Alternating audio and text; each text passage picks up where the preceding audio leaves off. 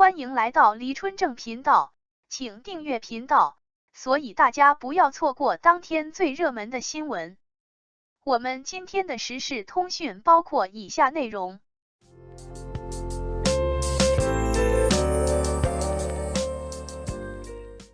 杨幂，我想将创作的激情、浓烈投入到红色中。红是一种浓烈的色彩，投射于心间的强烈热忱。红也是一种状态，当红。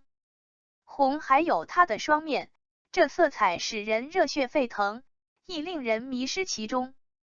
在浓墨重彩的中国红之中，已经当红多年的杨幂，对红色的解析，对自我的剖析，却给出了令人意外的答案。我想将创作的激情、浓烈投入到红色中。红不会让我迷失，但舒适会。一整年，我都在想同一个问题，去重新找回初心。一、红。涂山玉，红线牵，再续缘。数月前，狐妖小红娘月红篇杀青特辑中，中国红在不同的镜头中出现。我注意到杨幂的面妆，两抹红色，立于额头，在两眉之上，轻盈跳跃。特辑中有个镜头，因为征战或杀伐，嫣红的血从她美妙的红唇上渐渐地掠过，簌簌滴落。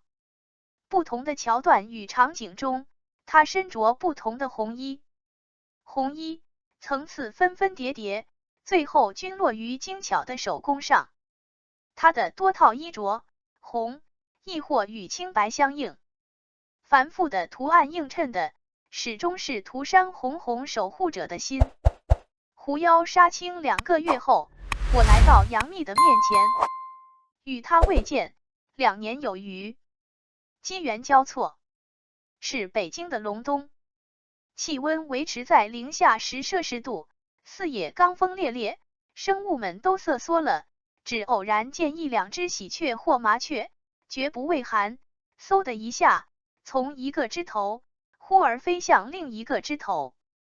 天蓝的像梦幻，也像氧气稀薄的平流层，这般飒飒空荡的巨大背景，仿佛亟待被什么填满。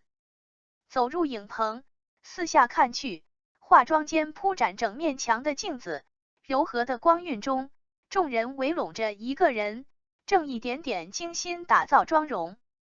他抬眼看到了我，我在心底也哦了一声，这是温暖的小世界里又一次造梦，从空到满。在这个小世界里，红在逐步构建着主色调。影棚里已经支起了巨大的背景板，中国红赫然组成最重要的底色。我走上前，他在镜中看到了我。我问，你喜欢红的什么呢？比如热烈、积极、明亮、延续、复杂，就像口红色号那般复杂。它还是那个样子。我想，几乎在你问出前半句时，杨幂就机敏地知晓了你的问题，并在脑中迅速地组织反射弧，将回答给予出。语言、行动，利落迅疾如风。他说，把创作的激情、浓烈投入到红色中，感觉也是比较贴合的。何为红色的浓烈？在和杨幂的几句寒暄后，我有了一点感知。在你来我往的语言的极致交锋中，它增添了一些思考后的所得，甚至可能还不是所得，只是所思，它已有变化的影子翩然而过。演戏经年，很多人已没了好奇。杨幂在2022年的感受，却是有了非常浓烈的对演戏的好奇心，猛烈的探索欲。他看到国产剧在这些年从量变到质变的进度，但真正让自己浓烈起来的，还是内心比较多。是突然觉得，直视自己的内心，直视想法，也是很重要的事。以前的我，还是有点太被别人影响了。欢迎来到黎春正频道，请订阅频道，所以大家不要错过当天最热门的新闻。2. 看世界。这一年是杨幂的本命年。2022年9月，过生日，她许愿，对得起自己，对得起时光。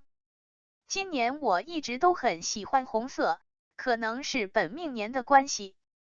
她说，她连内衣与袜子都会不由自主地穿了红色。在2023年元旦前，父母也早早地买了春联，甚至已提前在家里贴上。我爸出去买菜的时候顺手买的，平时过年根本不会买这么早。我觉得这么也挺好，热热闹闹的。他说的调皮又温柔，带着他特有的高音。不知不觉，从剧组中成长起来的杨幂，已经成为了旁人口中的幂姐。大略是从宫锁心玉开始的，杨幂总是能处于潮流的巅峰之上。无论是作为顶级明星、顶级国民女演员，还是顶级被关注者，她总能贡献出最潮流、最红的剧集、穿搭与金句。她被称谓为收视保障带货女王，被夸赞人间清醒，一红就是10余年。红不会让我迷失的，但舒适会。时刻反思自己是很重要的。如果你发现自己正处于一种状态，很舒服，那就是有问题。演员在一个小圈层里经年累月的盘亘，演到舒适，合作一舒适，会丧失作为人的感知和吸收。听我这么说，他微微颔首，表示赞同。所以，世界那么大，我想去看看，成了我这一年的主想法。一些综艺也好，一些日常的感受，一些途径也好，我就想借由各种各样的路途和方法，去多多了解这个世界。想到在微博上发日常随手拍的他，在公园里被路人偶遇和伙伴游玩的他，在草地上晒着太阳自拍的他。过去的一年，确实，杨幂如自己所描述的，用自己的方式在看世界。杨幂的身上还有那种灵巧机变的底色，也越来越美丽了。她的脸又小了一圈，在浓密长发的围拢下愈显精致。纤细的腰肢盈盈一握，就连曾经自己不那么满意的小腿，也已细瘦长直。她不再胆怯于展露自己的性感，玲珑有致的身材与适合自己的衣装搭配。在第1届芭莎设计大赏上曾大杀四方，跨年晚会的摇滚风外套亮片裙亮相更令人叫绝。她在看世界时，她的变化也被世界看到。在这一年看世界的过程里，我发觉找到自己很重要。找自己，继续人间清醒。啊，我身上可没有标签。她松弛地做出了一个手势，我也不是什么独立女性，人间清醒，我还挺不清醒的。有些时候只是灵光一闪，说出来一些话，让大家觉得我很清醒。其实呢，我也是很容易被人忽悠来忽悠去的，我也是还在学习的过程中。我也是有弱点的人，弱点还很多。但没关系。谁没有弱点？不要害怕，更不要怕丢脸。对人生，大家都在学习。欢迎来到黎春正频道，请订阅频道，所以大家不要错过当天最热门的新闻。3. 28定律。2022年通过看世界在拓展视野与边界。归根，杨幂觉得一切的休息、吸收和找途径，依旧是为了回归演戏。演戏是我从小到大都在做的一件事，但它依然让我有期待，有探索欲，依然会让我紧张。对我来说，这是一个很喜欢的状态。狐妖小红娘月红篇杀青前后，也是杨幂谢谢你医生与爱的28定律接连上映时分，演绎了不同的职业女性萧燕和秦诗，她们也是杨幂在现阶段愿意去理解的女人了。每个人都在自己的生活中有其他人无法见到和理解的一面。可能如果我不是演员，可以不用去知道他们的生活，女医生、女律师的生活。而且，不仅仅是职业，每一个女性都是独立个体，每个人都有各自的情感要求和故事。做了演员，现在的我，愿意尝试去理解不同的女人。我还在用我的认知去塑造她们的样子。他徐徐地和我讲述萧燕身为医生，为着职业的关系，接触到了更多的普通人，也打通了自己去了解更多世界侧面的机关，带着现实主义的底子。他很喜欢这部剧就在于此。他在微博上也写出了自己的想法，医生是一群和死亡赛跑的人，坚持到最后，是对生命最大的尊重。我希望拍一些以前就想拍，但没机会拍的东西。回到我们的聊天中，思忖后，他稍稍停顿，太多了，我没拍过的东西还有很多。这令我想起在《刺杀小说家》里，杨幂就演绎了不同以往的高冷缜密的反派图灵。听我提及，他补充，是，不要给自己完全定型。世界是很大的，我们没见过的世面还有很多，值得去试试。事实的其他方面，也未打算停留在安逸的表演方式中。近期演绎某个角色，杨幂的投入是，觉得这样演是没错的，我明白，但是我也会想试试另一个角度，哪怕那儿有错。我先试试。但你知道吗？我还是会害怕。我怕自己学习能力不足，会怕自己学很多便学不会。我怕自己在专业上做的还不够好。而拍摄《狐妖小红娘月红篇》，在 VR 虚拟制作拍摄的背景中，顶级国漫 IP 的故事中，绒花、苏绣、仙居花灯、油纸伞、掐丝等等非遗的精美衬托中，涂山红红，这位大放狠话雁过拔毛，兽走留皮，我的规矩的涂山之王，让杨幂的认知也清晰定了位，在她身上的演绎就没有那么多事实，还是尽量贴合原著。它是很多人心中的经典。这些在事实和贴合中的往复探究，隐藏着这一阶段杨幂的价值观。聊天时分，尽管语气中还会流露出顽皮与娇俏的轻盈，在意识的深处，杨幂知道，曾经那个容易被影响到的自己，终究在这一年明白了专注的力量。我不太容易被评价影响，但做决定是会被影响到的。所以，我要找回初心。爱的28定律拓展了杨幂对表演和人物的边界，也让她在心底确认了一件事，要记住，把握好人生中20%重要的事，拼尽全力。这整个的过程，就像爱的28定律让我知道的，对于20%甚至都不到20%最重要的东西，要投入80%以及以上的精力去做。那个20%，就是这一年我重新定义的，是对演戏的初心。